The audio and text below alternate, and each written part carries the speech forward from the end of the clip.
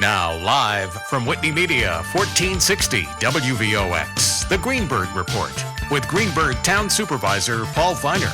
You can join in the conversation at 914-636-0110. Now on 1460 WVOX, here's Greenburgh Town Supervisor Paul Feiner. Good morning, I'm Paul Feiner. I'm the Greenburgh Town Supervisor, and today we have a really interesting program. And the good news is we're not talking about politics. We're going to be talking about Shakespeare.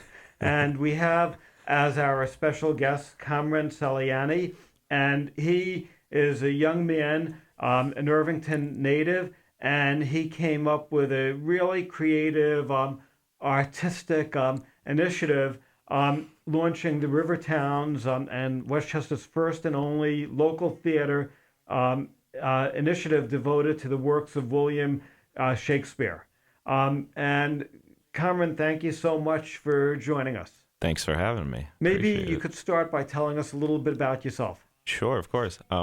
So I am, as you said, a lifelong resident of Irvington. I grew up there, and I spent some time in the city studying at NYU. But otherwise, I've been there my whole life. I fell in love with acting at an early age. I fell in love with acting in Irvington on the stages of the high school during my time in the IHS Drama Club.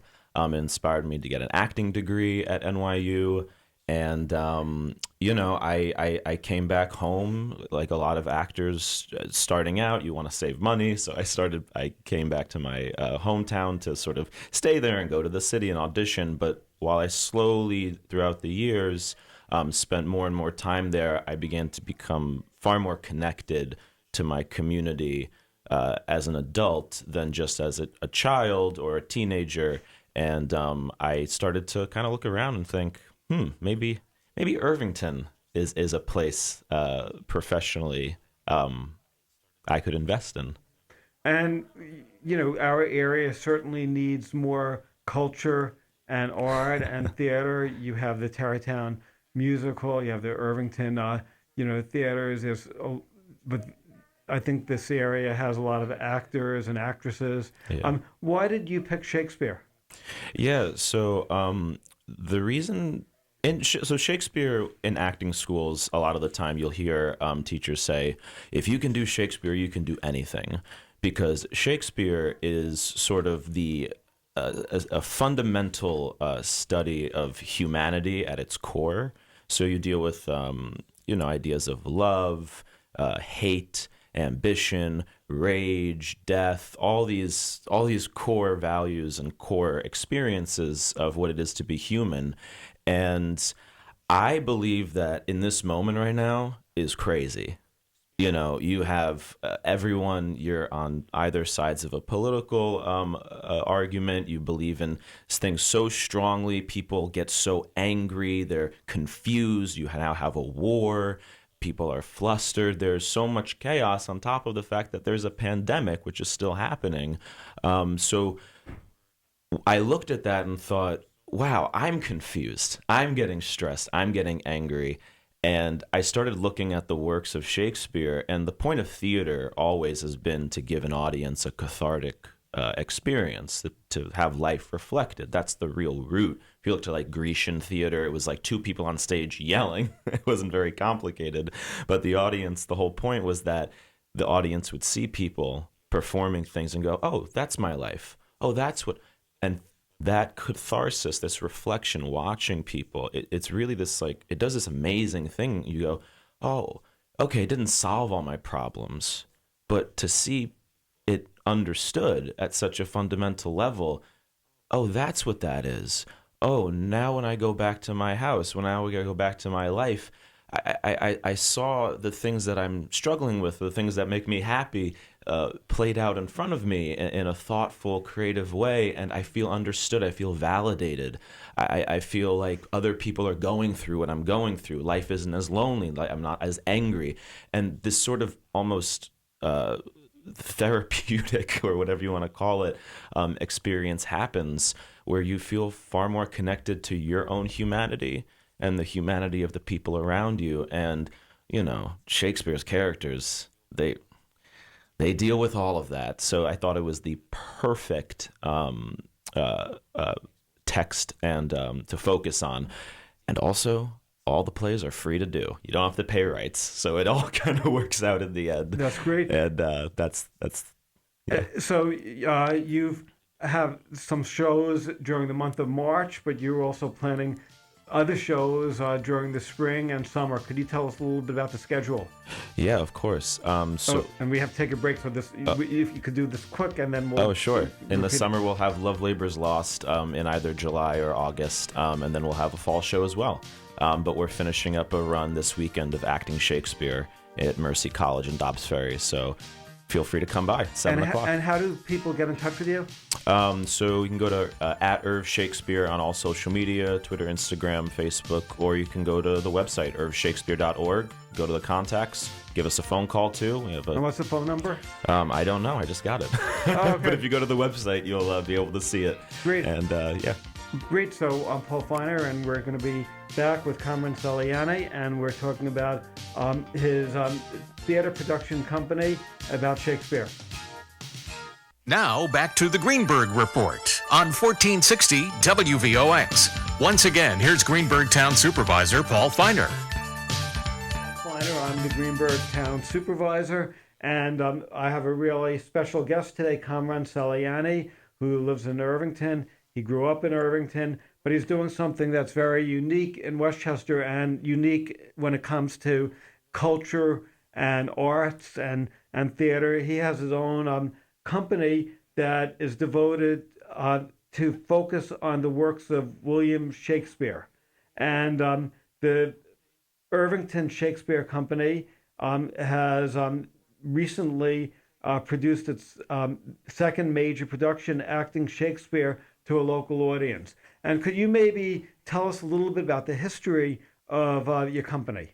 Sure. So it was during the pandemic, shut down. All of theater basically shut down immediately once the pandemic reared its ugly head. And I was I was auditioning and kind of, grinding away. But the pandemic, it in all of its horrors, it was also a moment for a lot of us as artists to pause and stop and get out of our day jobs and get out of these sort of, it's hard. You work 12, 14 hours in a restaurant or something like that. Your mind is consumed by all of that. It's hard to kind of focus on your work. And in this time, I actually I found myself wanting to get involved with volunteering for politics and a political campaign, and I actually volunteered for the Mondaire Jones campaign. And I got to know him, and I was so inspired by his victory. I remember the morning he won, I was crying because I realized, first of all, I wanted him to win, but second of all, look at him. He invested in this community. He could have been a lawyer or whatever in Los Angeles, New York, whatever, but he decided, hey, you know what? I'm going to stay here in Rockland, Westchester, and I'm going to invest here, and look what happened. And I thought, well, I want to do that, but I'm not a politician. I'm an actor. I love Shakespeare. I love theater. What if I do something like that the way that he did for himself? So I started looking around Irvington. I met our mayor, who happens to be a Broadway producer, on his spare time. And then he introduced me to the theater manager, Greg Allen at Irvington Theater. And it sort of just all started to develop. And I realized, wow, wait, this is an opportunity here. In a place I feel comfortable, safe, supported, a place I feel deeply connected to more than any place in the world. And I was able to, a year ago, I sat there with Greg Allen in the theater, socially distanced, and he was like, put on a Shakespeare show this summer. And I said, all right, let's do it. And that was the beginning. So we've been at it about a year. And we had a show in last summer, 12th night, which was sold out in Irvington. It was wonderful. The community loved it. Felt so supported, and I felt so excited to keep going. And then I found this show called Acting Shakespeare on YouTube. I was searching for my next production, and it was this one-man show by Ian McKellen. And it was an exploration of Shakespeare's history and his famous characters and monologues, and it gave all this beautiful contemporary modern context to his works and stories, and it opened up all of these pieces to me, and I was like, wow, this is amazing. I want to do this show. And through luck and timing. I had an old director of mine from college reach out to a friend of a friend of a friend of a friend, and we actually got in touch with Ian McKellen, and he gave me his blessing to do the show for no charge and to revive it in Irvington, and I was blown away. I sent a very nice thank you email, and we started doing the show a few nights ago. We closed this Sunday, but it's the first iteration. We'll continue doing it. I want Shakespeare to be accessible. People, for listeners who may not be aware of when Shakespeare lived, how many hundreds of years ago? Yeah. 500 or so years ago. He was born in 1564. Actually, we share the same birthday, April 23rd. Yeah. So that was always a bit of a sign, I guess. But, and I think that's a testament to Ian writes in the show that Shakespeare is for all time because each generation finds something new about him. You're dealing with ideas that we've dealt with throughout history. The way that he wrote it translates throughout generations. Like, when Putin invaded Ukraine, for example, when that happened, I thought, oh, this is Richard III. This is Macbeth. Look, this is a blindly ambitious, violent person that is going to take something, and it's messy. It's not well thought out. And I was like, that's an example of how Shakespeare kind of, 500, 600 years ago, he's writing about something that's happening right now, or he's understanding the psychology of someone right now. And it actually helps me understand it at a more nuanced level. It helps me kind of process things. I get less angry and I get more focused. I don't feel so helpless and lost. I feel like, oh, this is something that's happened. Shakespeare wrote about people like him. There are ways to, defeat him or to approach him. It's beautiful. You learn all these lessons, and you get the more perspectives. So he I don't know how he did it, but yeah, 500 years later, we're still talking about it. It's really amazing that history repeats itself. Yeah. And do you find that the endings are usually the same? It's so funny you said that because in a weird way they are, but it's hopeful though. It doesn't end well for Richard III. It doesn't end well for Macbeth. People, they understand at some point that these men are being guided by blind ambition. Even Macbeth speaks that he has no desire to kill the king because he's only driven by ambition. Now, he eventually gets lost in that ambition and does do that. But if you only listen to that idea that I shouldn't do this because my goals here are not good. They're not for people. They're for my own power. And what that does, for me at least, is I realize, oh, okay, someone like a Vladimir Putin, they can be defeated because people are, look, you saw the photo of him at the table 50 feet away. Right. That means people are afraid of him. But that also means that people see him as, okay, he has flaws, he has weakness, he is actually doing this based off of something that is not sustainable, that is not supported by the people. And that usually ends in a very bad way if you're not afraid of that person. Right. We have to take another break. Sure. This is so interesting. My guest is Kamran Saliani, who is has a company devoted to the works of William Shakespeare. And if you want to learn about the future, you might want to read about the past, and attending the plays could give you an impression Exactly. As to what's happening. We could learn from Shakespeare. Yes. And how do people find more about your company? Yeah, sure. So if you go on social media, we are at IRV Shakespeare. 1460 WVOX. Now back to the Greenburgh Report on 1460 WVOX. Once again, here's Greenburgh Town Supervisor Paul Feiner.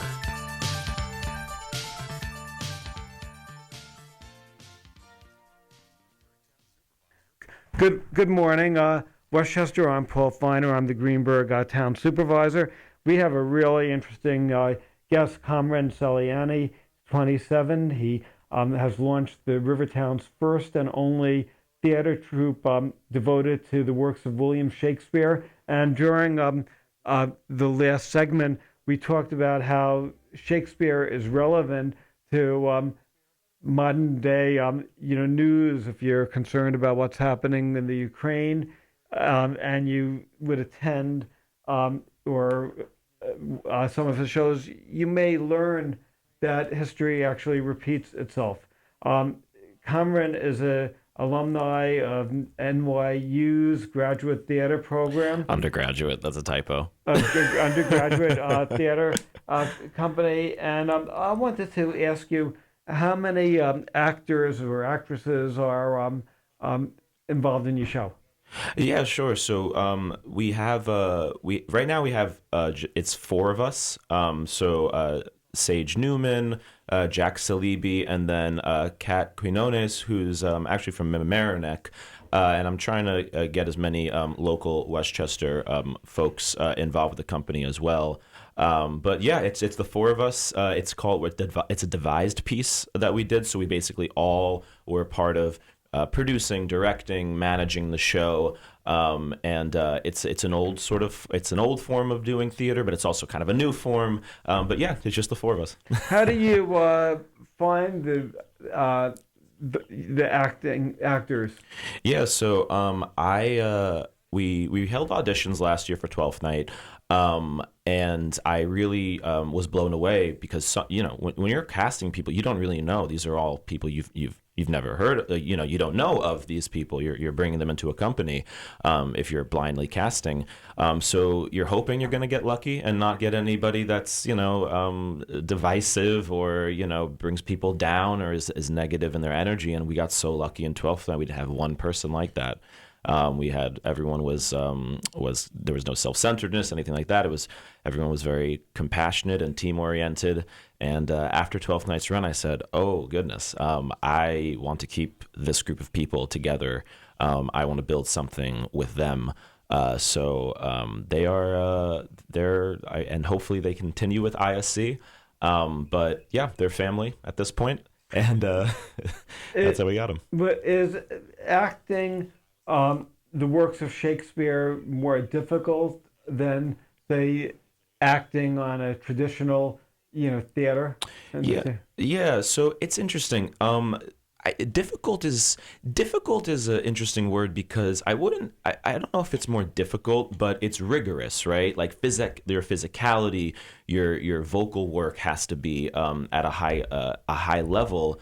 And it's really engaging. It's almost like being an athlete in a lot of ways. But what I struggle the most with personally is learning the lines, because I don't understand a lot of Shakespeare off the text. I have to do a ton of translation. It's a ton of that kind of work. You have to go back and I spend most of my time researching what this word means or what that phrase meant in Elizabethan English. But the second you kind of put it all together, it becomes this really beautiful and exciting thing to perform. So while the prep is rigorous, while it's difficult in the sense, instead of reading a contemporary monologue, you understand the words and the phrases, you're almost translating from a different language in Shakespeare. That's more of the difficultness that I find with it. But besides that, yeah, it's fun. It's real fun. Is it hard for the audience? Do you is this the type of show that any person who's not that intellectual could appreciate, or is it are the shows geared to a selective audience of people who are more intellectual, who generally love Shakespeare? Great question. It is geared toward everyone from any walk of life, any background, any type of education. None of that matters. It's for everyone. Shakespeare wrote, people don't know, but Shakespeare actually wrote for the masses. He wrote if his shows were blockbusters or things like that now, everyone could come see them and understand them. And in fact, I encourage people to come. That's another part of this mission. We want people to have a reintroduction to Shakespeare. People don't like Shakespeare. Oh, I learned it in 7th grade. It was boring. I didn't get it. Everyone said he's great. I don't understand. I'm angry about it, right? that is a terrible place to be, but that's a place where a lot of people are. They won't admit it too, because it's, oh yeah, Shakespeare's great. Get rid of all of that, all these preconceived notions. We're actors. Actors' jobs are to interpret a script and perform it. That's what a theater does. So if the works aren't accessible, that's on us to figure out. And running from that isn't going to help anyone, including us. So yes, audiences are crucial in Shakespeare, in theater in general. They're not just spectators. They're active listeners and participants, and we have to bring people in. So this show, it helps. It gives you all this modern day context. It helps you kind of translate in your head what they're saying, and it reintroduces you to, oh, Romeo and Juliet. Oh yeah, it's the two people love each other. Well, also it's a warning about what blind love does to you. Imagine that you drank poison over your like 7th grade crush or whatever. They're like 12 and 15 years old. Like think about that at like 28, 38. You're like, I'm glad I didn't do that. Romeo and Juliet is a warning, right? And if you start to see it and you start to hear it, you start to see these characters. Oh, Friar Lawrence is trying to protect Romeo and Juliet from, he's like, oh, Romeo, don't worry. Like, if it doesn't work out with Juliet, there's more people out there. You're 15, right? And when you're in 7th grade and you're reading it, you're like, Romeo and Juliet, yay. But when you're 28 and you're reading it, you're going, oh, right, love is far more complicated than that. And it's amazing to kind of explore all of these themes. But at the end of the day, it's not going to matter if the people in the audience don't understand it. So it's on us to help with this next generation. One of the thoughts that I had is that it would be great if schools, say 7th grade classes would invite you to give the performances Sure. first, because that could make the whole study of Shakespeare more relevant. Sometimes when you're reading a book and you're in 7th grade, you're saying, oh, this is so difficult or it's hard. But if students saw a show first, right, and then read the books, they might actually appreciate the importance. Or maybe even the parents should be adults need this too, right? So they could help their kids pass the class. That too. So I think this is this is really fantastic. In terms of the shows, how much do tickets cost? Sure. So one of the main focuses here we're working on always is accessibility. In every way. So the shows we are performing either free or at low cost. So if you're at Mercy College, where we're doing the show, a student, staff member, you can get in for free. Otherwise, tickets are $10 for kids and adults over 65, and then $15 a ticket. If it's really difficult to pay, just shoot us an email, info@shakespeare.org. We'll figure out a way to get you in there, because it's more important you get in than anything. Was Shakespeare, did he die wealthy? Or not really? Oh. That is a mystery, as many are. But, it's funny because acting, theater, it's really, people talk about, entertainment, celebrities, things like that, money, wealth, that's what you think. But that's not really what theater and acting is about. It's really a trade, like anything. It's as important or as any kind of job. So I'm sure, my guess would be that he was, that he made a nice living wage, and was well revered in the community.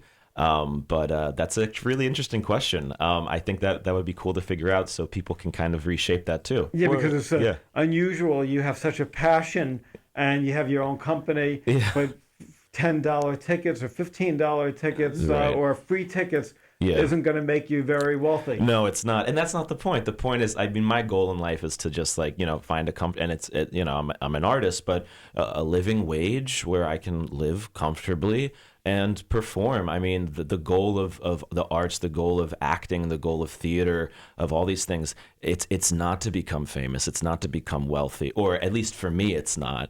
And in school, and I loved going to school because it was all about the work.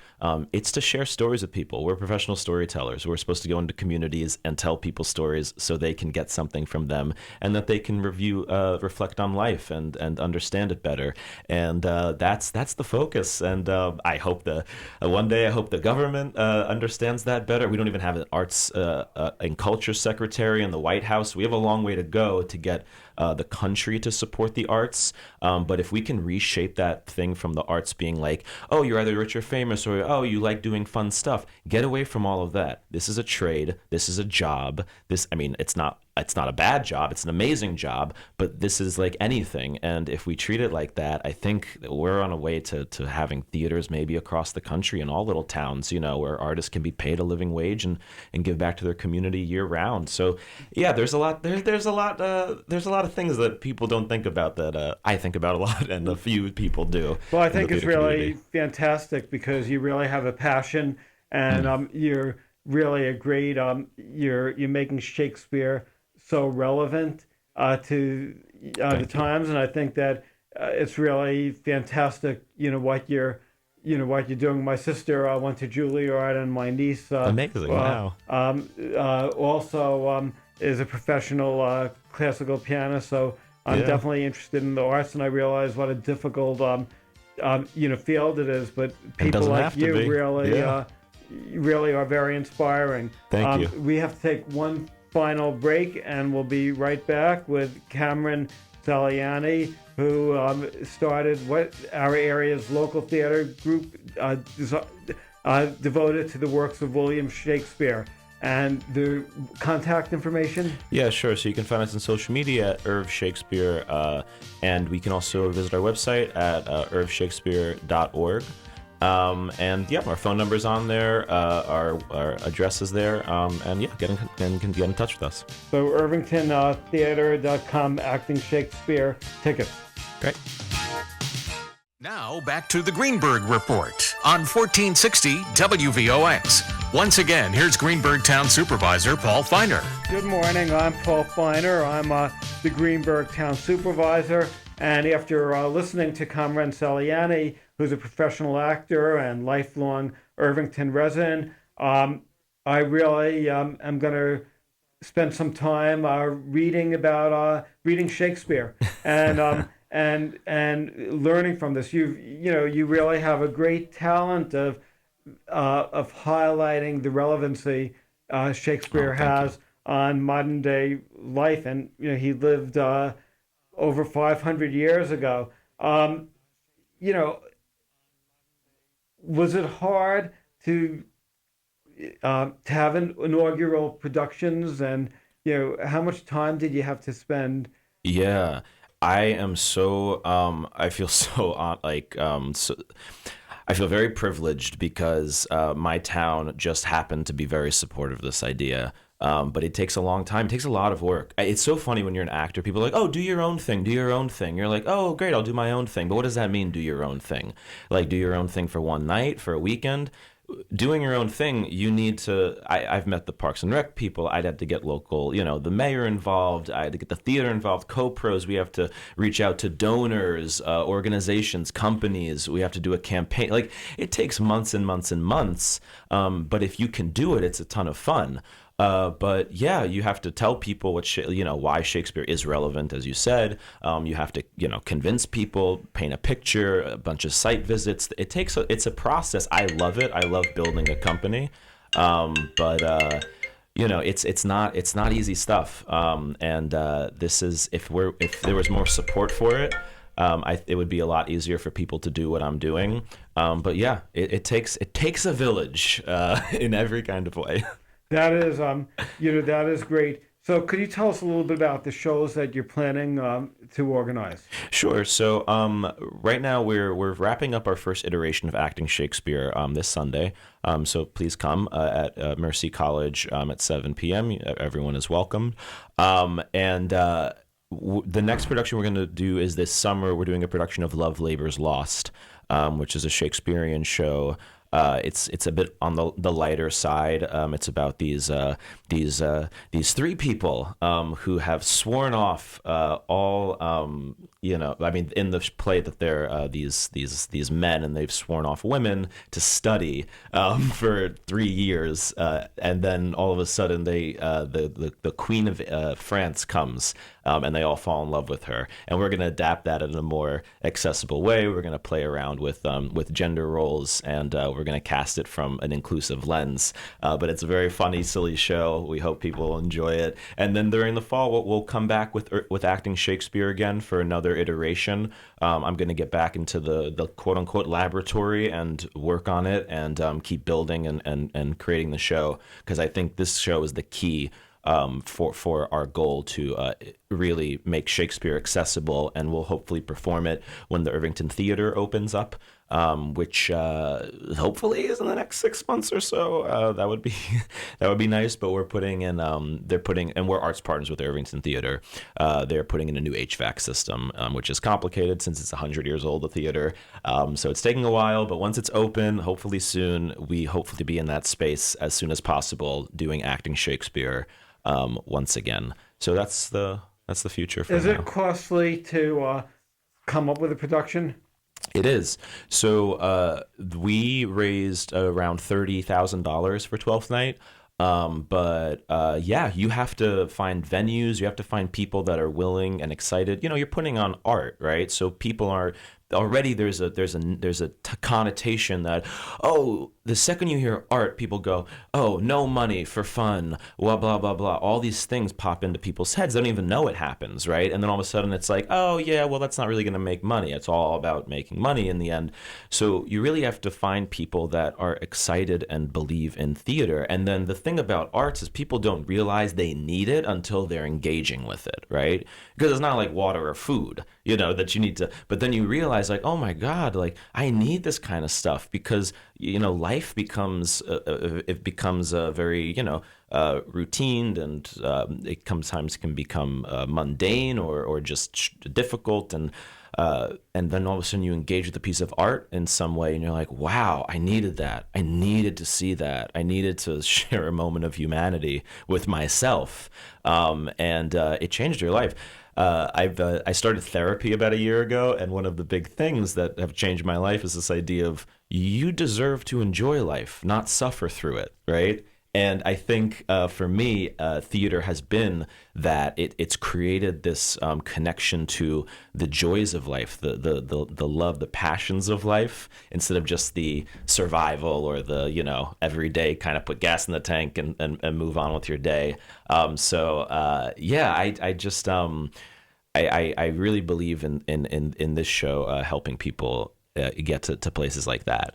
That was great. If somebody is an aspiring actor or actress and they'd like to audition for your shows, for your future shows, or get involved in helping to produce a show, how do they do so? Yeah, just reach out to info@irvshakespeare.org. Send an email saying, this is who I am and this is what I want to do.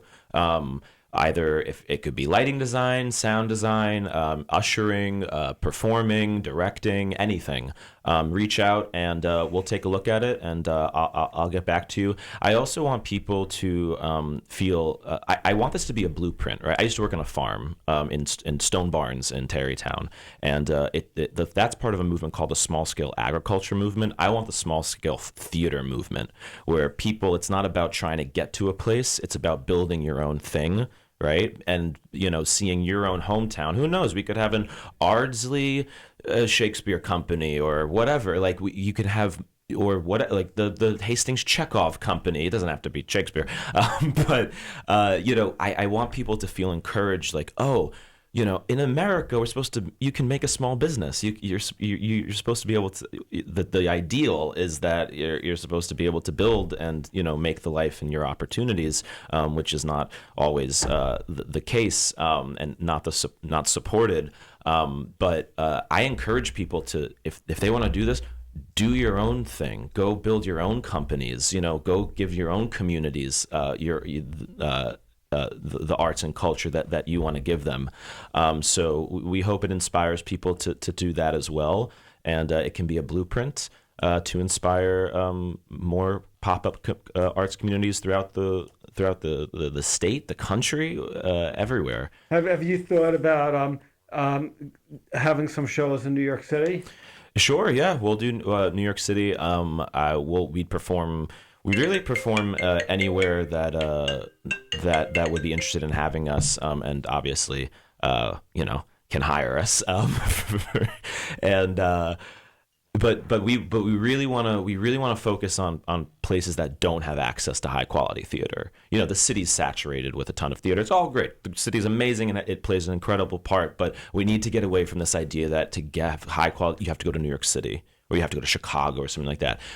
We need to start getting to the place where we have theater.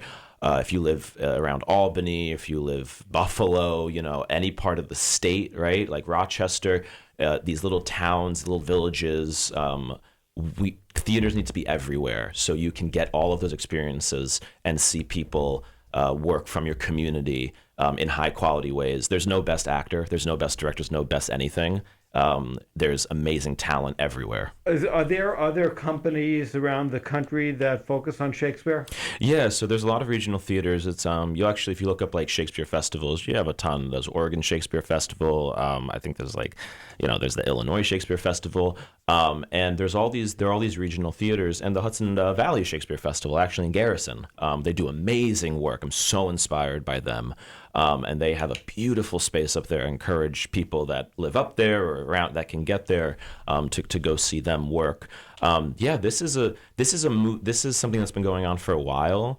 But the difference that we have is that those are very well supported regional theaters. They have a lot of funding, a lot of history, things like that. But with that can also be a lot of barriers too. Now you have all these donors, and you have this institutions that are built, and institutions are wonderful, but also you need on a smaller scale. You need companies that are tinier, that are you can connect with on a more grassroots level. So that's really what I would hope for the state, the country, is to build small arts organizations, just like anything, like small coffee shops. Instead of it's nice to go to a local coffee shop instead of Starbucks all the time, right? Same idea with this, but with theater. Great. We ran out of time, and I just want to thank you. Kamran Saliani is our guest, and he has a local theater group devoting to the works of William Shakespeare. Really interesting, and I hope that people will enjoy your shows, and I hope you have great successes in the future. Thanks for being a guest. Thank you, Paul, and thank you for your service as a town supervisor. Great. I'm Paul Feiner, Greenburgh Supervisor.